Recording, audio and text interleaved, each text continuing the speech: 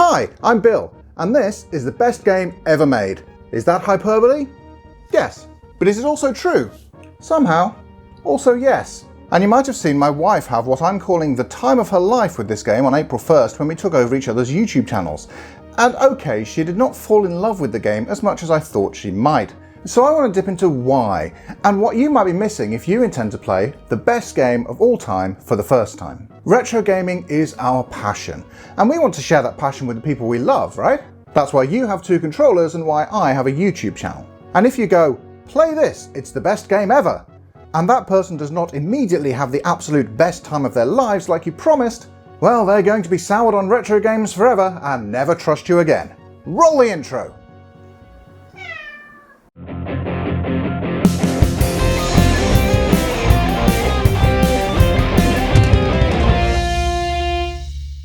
This is a video about Super Metroid's incredible design, and it's also a response to Claudia's video.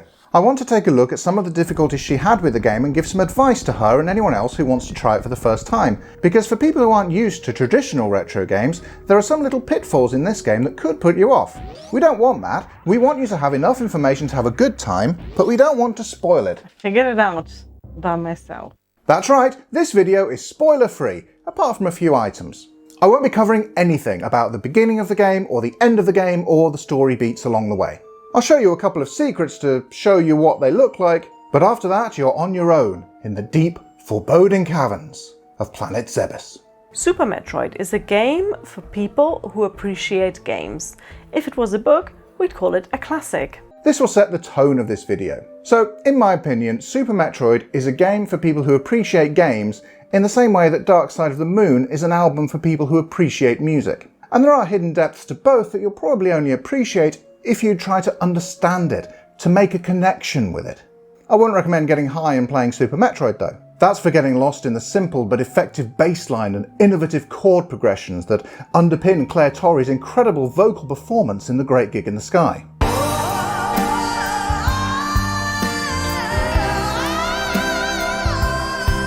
You ever just lie on the floor in a dark room with massive headphones on and close your eyes and think about death for 4 minutes and 45 seconds? Because that's how you appreciate The Great Gig in the Sky. Games, however, need coordination. This was undeniably a learning experience. I learned that some video games are just not for me. In particular those that require any amount of coordination, timing, or patience. And I will take Claudia's point on this, Super Metroid asks quite a lot of your coordination. And let's be honest, games back then were designed for quote-unquote gamers. Developers thought, okay, games aren't for everybody. This is our audience, and they know the tropes, and they know how games work, and they're expecting a challenge. Nintendo by and large wasn't like this. They understood that games could have a much wider appeal. But some of this way of thinking that was pervasive in the industry at this time still crept into some of their games, including the first 2 entries in the Metroid series. This is probably why gaming got a reputation of being so gatekeepy, and why there's still so much focus in development and even more in discourse on the young, straight, white male, forgetting of course that in reality gamers have always been diverse, and the only reason anyone else felt shut out of the hobby was many loud voices in the hobby were trying their darndest to shut them out. Often it was advertisers. I maintain my view that gaming itself has a much wider appeal, and as gamers it's up to us to share our passion and get more people involved with something they might come to love too. It's more fun for them and it's more fun for us. And Super Metroid is for everyone, just maybe with a little bit of help to get going. If you're already familiar with this game, consider this a series of helpful tips you could use to perhaps share it with your loved ones. First though, if you want to play this game, you probably want the challenge. It's not a particularly tough game, but the movement is particularly precise, and it's going to take you some practice to get it right. If that's not for you, that's okay. I always recommend, and still recommend, Metroid Zero Mission as the best way to get started with the Metroid series. The movement is a little easier, it's first in the story, and it's got an easy mode. The only problem with Zero Mission is that it's not the best game ever. It's okay to work up to the best game ever though, so by all means go and play Zero Mission and come back to this. But if you're up for giving your thumbs a little bit of a challenge on your path to feeling like a god, then this is what you want. The start of the game, although it's got this reputation as being a very kind of open game, at the start there really is only one way to go. So don't worry about pathfinding at the start of the game. Just enjoy the experience. The game is linear throughout really. It's tighter at the start and tighter at the end, with more opportunities for exploration in the middle, but progression remains linear. There is an intended path. If you get really into the game, then you'll start looking for unintended paths. And then you'll start finding routes that suit your playstyle, and you can really make the game your own. But to start with, it's not as open-ended as you might have heard, which makes it much less daunting for your first playthrough. Plus, there really are no wrong answers. You'll either progress forwards in your mission, or you'll find something tasty to help you. Exploration is not mandatory, but it is rewarded, and generally makes the game easier. Oh, and 5 missiles to open the red doors, by the way. This is the escape section from the first Metroid game. And I think it was a wonderful idea to include it at the start. Reason is, you need to get used to the jumping in Metroid, and this is how you do it. The important thing to know for the jumping in Metroid, if you jump from a standing start, you do a normal jump, and you can just move left and right. The control on it is really easy. If you jump while moving, you somersault, and that is a little harder to control. Notice, I can fall straight down if I jump straight up. If I somersault, Samus is going to keep moving. That was a bad example because she didn't. But it's much harder to get Samus to stop. So generally, for jumping up like this, you'll find it easier to just do the normal jumps. But if you are somersaulting and you do want to stop, you just fire your weapon, and Samus will just fall straight down. The game has a map. Use it. It's good. You find those map rooms, and you can see where you've been in pink, you can see where you still have yet to go in blue. You can't see everything, which you might think, oh, that's a bad map then, but, you know, you've got to have some secrets. Oh no, the enemies don't die. Always remember you've got missiles. Very easy to forget. And I have a tendency with a lot of video games to not use the ammo. Super Metroid, you want to use your ammo. Your ammo is there to be used. It's absolutely fine to use it. There are various bosses in this game, and they're really fun and super challenging, and I'm not going to spoil any of them. If you've played Super Metroid before, then you know that the introduction of all the bosses and the mini-bosses are really cool to experience without having YouTube spoil them for you. But that said, here are my top 5 general tips to beating all the bosses in Super Metroid. Number 1. You're really hard to hit when you're a ball. Get used to double tapping down and tapping up to go in and out of ball form quickly to roll around and dodge enemy attacks. Number 2. Use your best ammo, most of the time. There's one boss who gets mad if you throw super missiles at him, and another that likes to throw them back at you. Otherwise, super missiles all day. Number 3. Most bosses give you a way to replenish your ammo and health during the fight. Take it slow, take it easy, and keep an eye on your resources. Number 4. Once you've got the charge beam, if you charge up and do a somersault, you'll be impervious to laser fire and to other projectile attacks. Number 5. If a boss has a weak spot, it's probably when its mouth opens. There are obviously specific tips I could give you for each one, but I don't want to spoil anything about the bosses for you. If you want the spoilers though, the Super Metroid live streams that I did in advance of this video are linked in the description. By all means take a look, and do like and subscribe on your way, because seeing all those numbers go up makes me happy. You know about the run button.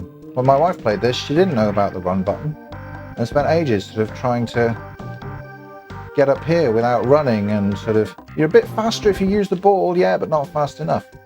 You just hold the B button. Whee. Oh no, I can't get up there. I guess I have to go down.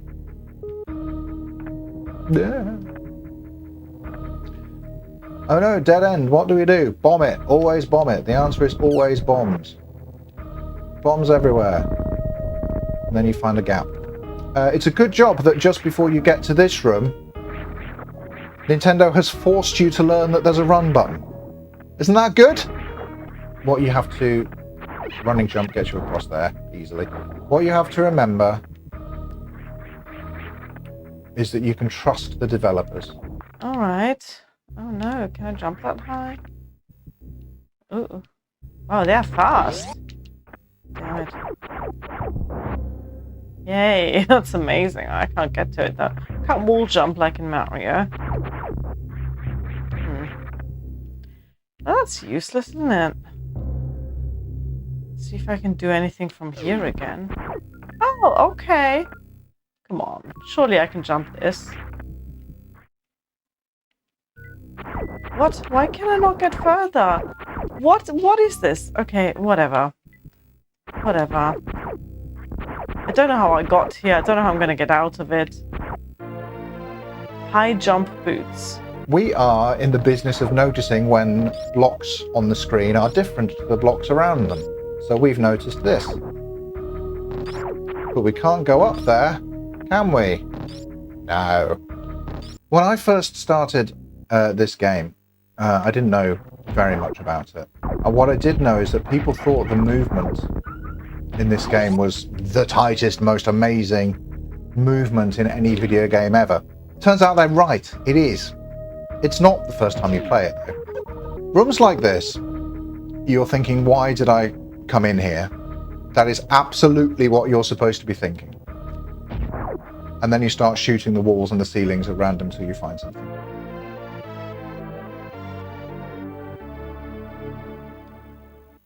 Especially you look on the map and it's got a little dot in it. The little dot means there's an item here or there's something here that you want.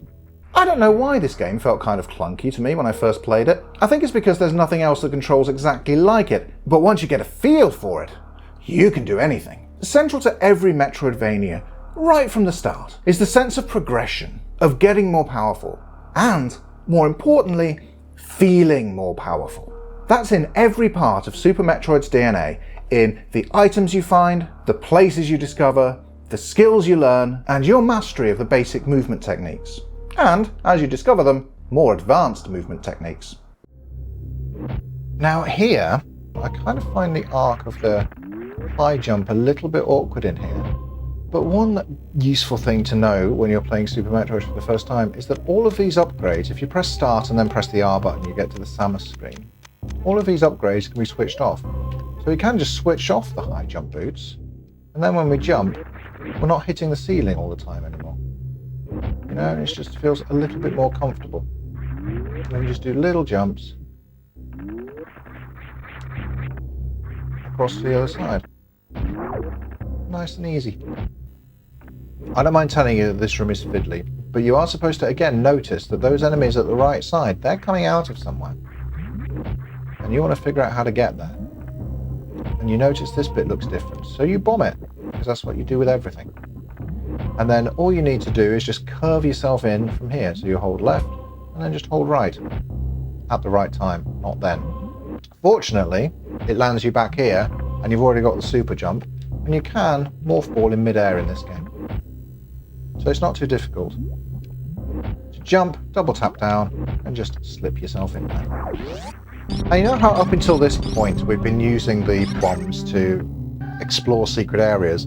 Your best weapon for that now is the power bomb, because it blows up the whole screen and you can pretty much just use it anywhere on screen if you think there might be a secret, but you don't know. Bit that everybody loves. Yep.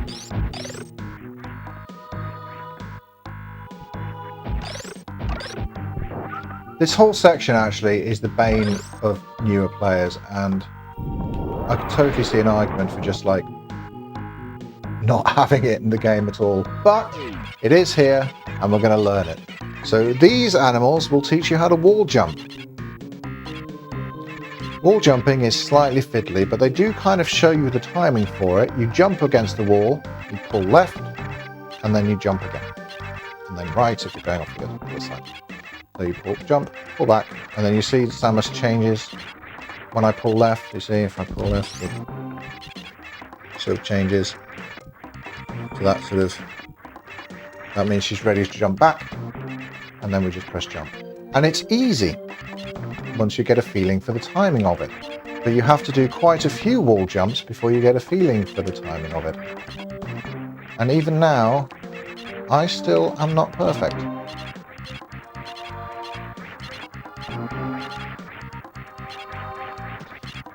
This is something that you don't need in the game, except at this exact point. But what you're supposed to do when you learn this is think, aha, I've got a really cool tool now for exploration, and you absolutely do. And I think this is the first point in this game where Nintendo says, you should play this again. I think it's a really interesting point in the game to tell you that imagine what you could do if you'd known that you had this ability from the start, you know? And I think that's really interesting about it. And again, the wall jump is one of those things that originally made me think the movement in Super Metroid is like really clunky and fiddly. It's not. It's just precise. And with a little bit of practice, you can do this. It's not difficult. It's just precise with the timing. See, I'm still messing it up. And that's fine. Etacoons, is that what they're called? Yeah. The other thing to watch with this, if you're playing on an emulator, this rather depends on what device you're using. If you're playing this on Nintendo Switch, wall jumps are horrible with the analog stick, because as soon as you can only wall jump when you're somersaulting, and as soon as you look up, Samus is no longer somersaulting. So I could be doing my nice wall jumps up here, and then if I accidentally press up, I've lost it. I can't wall jump anymore. I press down, I've turned into a ball, I've lost it, I can't wall jump anymore. You need precise left and right directions with no up and down, because diagonals as well can mess you up a little bit. So analog sticks make this a lot harder. I use a PS4 controller, so I agree you need a good D-pad, not a joystick, absolutely. You can play this on Switch, and don't let me put you off playing this on Switch, but specifically when you want to wall jump, you'll need to be using those rubbish little 4 buttons on the Joy-Con. But doing it with those isn't bad, because it's not too hard with those, at least to hit exact directions. So totally playable on Switch. Just don't try and wall jump with an analog stick, you're gonna have a bad time. It also depends on what kind of, if you're using one of those portable emulator devices, some are better than others. I find the SNES pad much easier than the controls on the RG351MP, the Ammunic which I've got, and I wouldn't recommend this. Yeah, you remember Claudia's reaction to wall jumping? Are they showing me that it's possible to wall jump, but I can't do it yet or something? What? What? No. Oh, I'll never be able to do this. Huh? Oh. This is where the game definitely does ask a bit of your coordination. I'm not denying that, but it's not asking as much as it might first appear. And even if you do find it tricky, the fact it's completely optional outside of this section means you can learn it at your own pace. You're never under pressure in the game to do a wall jump. They're mocking me. Not you, the leprechauns. There are other secret techniques in the game that will help your movement that I'm not going to go into, but I will teach you one that has limited applications that you'll never figure out for yourself. But it might come in handy if you're in a tight spot. Here, Samus is stuck with just 47 health. Acid below her, very strong enemies above, she's in real trouble. Even her reserve tank is empty. Fortunately, she has over 10 missiles, 10 super missiles, and 11 power bombs. All she has to do is hold L and R, tap down, tap and hold down, then hold X. She will turn into a ball and drop a power bomb. After it explodes, she will start chomping down her ammo reserves. Slow down, Samus! You'll make yourself sick! Once she is full of tasty missiles, her health will be replenished and she can safely continue on her adventure. You will never think to try this, except the game does actually tell you about it. After you finish the game once, some new demos will play during the title screen that show you the crystal flash, that's what this is called by the way, and some other secret techniques besides. In fact, it's worth watching the demos before you complete the game as well, because it'll show you how to do a few more basic things, including opening doors and what you can do with a charge beam, once you've found it. Nintendo put so much hidden stuff in this game and gave you just enough hints to drive your curiosity. You're never going to be at under 50 health with nothing in reserve and a minimum of 10 missiles, 10 super missiles and 11 power bombs and think, I know, I'll hold L and R and tap down and then hold down and then press and hold X. That'll fix it. No. But you might see the crystal flash in the intro and then go and ask a friend or call the Nintendo hotline or start digging through your magazine collection.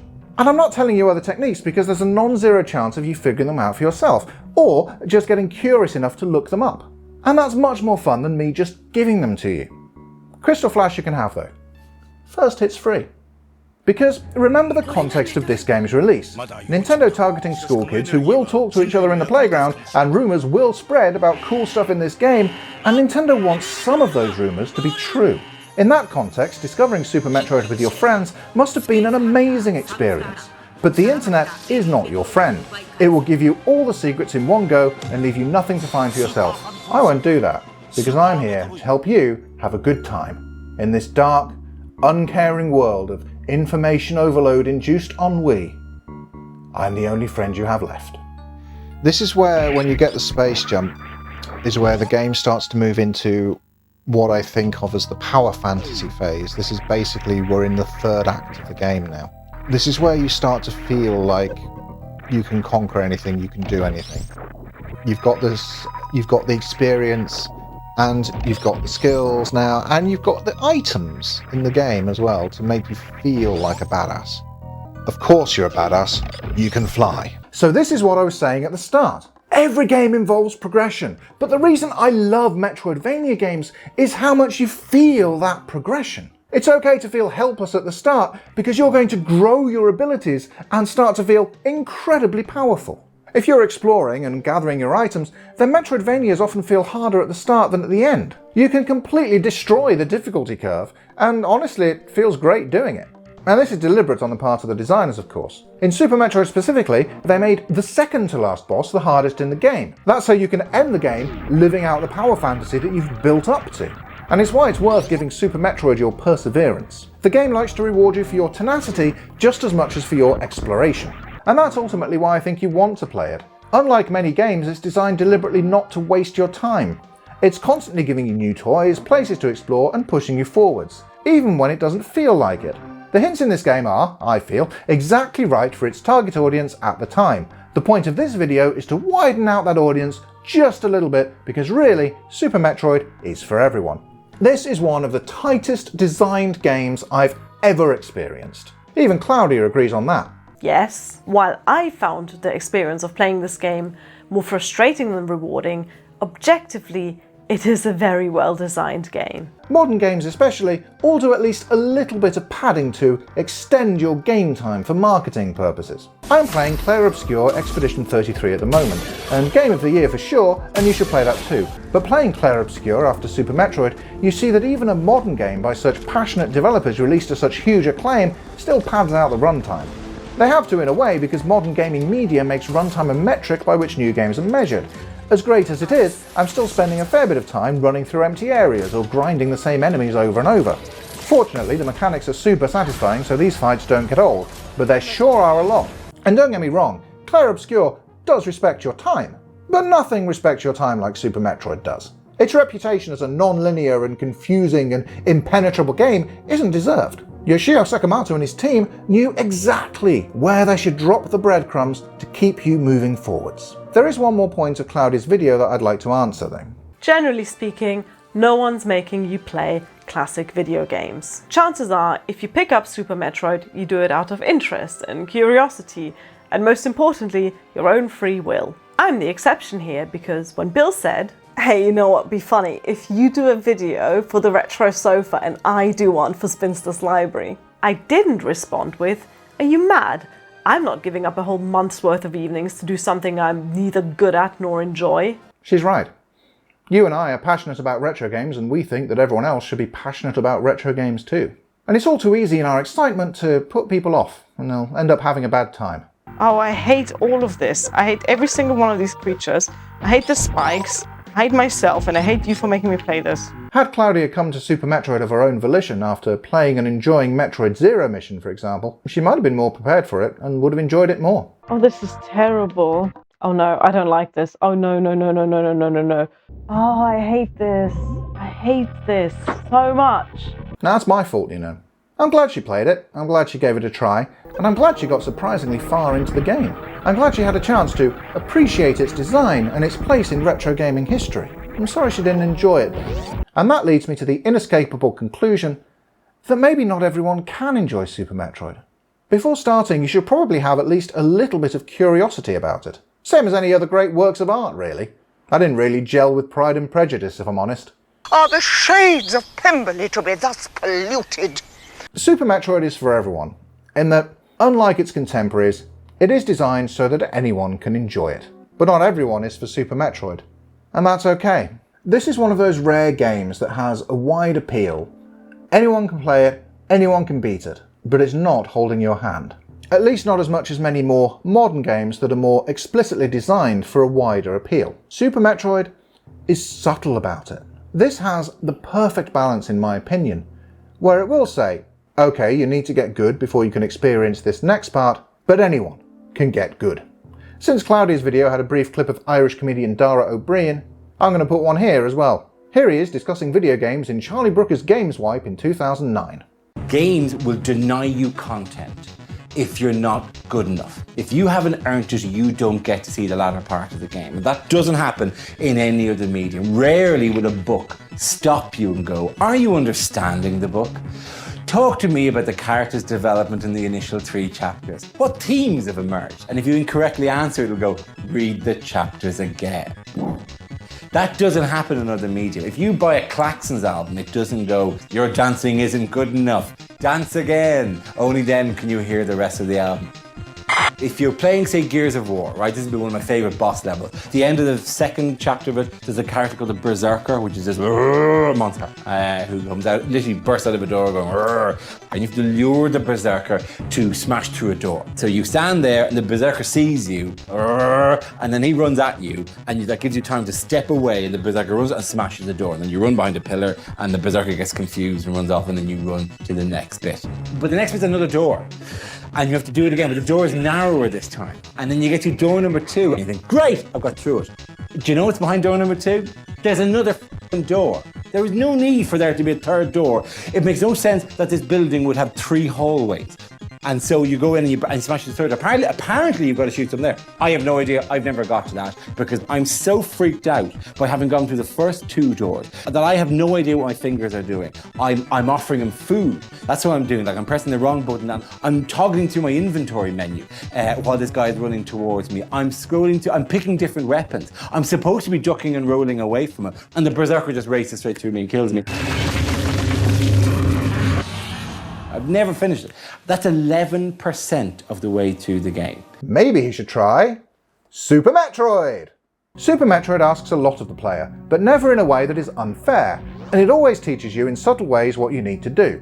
If there's a boss you can't beat, get good is one answer, but you also have the option of going in search of some more E-tanks or missiles to make the fight a little easier.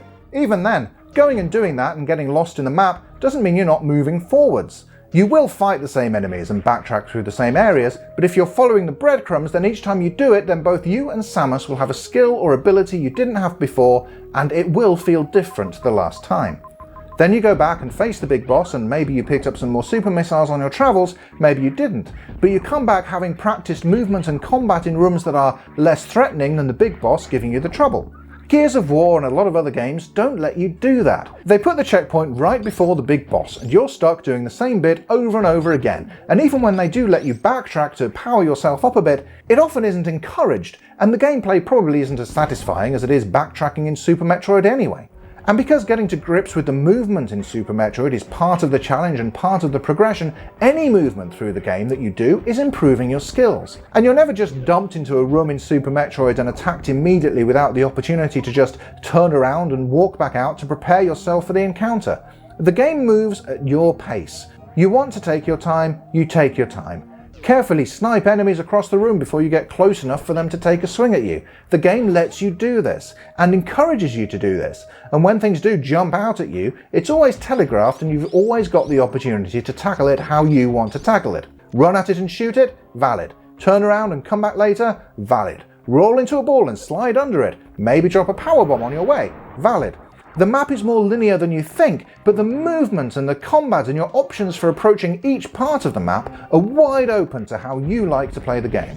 Claudia fought one of the bosses for nearly 20 minutes straight by moving carefully, keeping her distance, replenishing her ammo and health, and waiting for her chances to strike. Once you know what you're doing and you have the right weapons, you can quick kill the same boss in under 20 seconds. She enjoyed the relief of having won the fight, but the fight itself maybe not so much. For our relationship, it doesn't matter that much if I don't love Pride and Prejudice and Claudia doesn't love Super Metroid. What's important is that we can talk to one another about our passions and share them with each other. As with all couples, we're always doing that and always finding better ways to do it. We're all of us human, and enthusiasm can be infectious or it can put someone off. You've always got to find the right balance with the people in your life. And if you're going to share your passions with them, you'd better be ready for them to share their passions with you. Thanks to Ultramuffin for supporting the channel. You can also do that. But either way, stay hydrated, stay woke, play Super Metroid, and thanks for joining me on the Retro Sofa.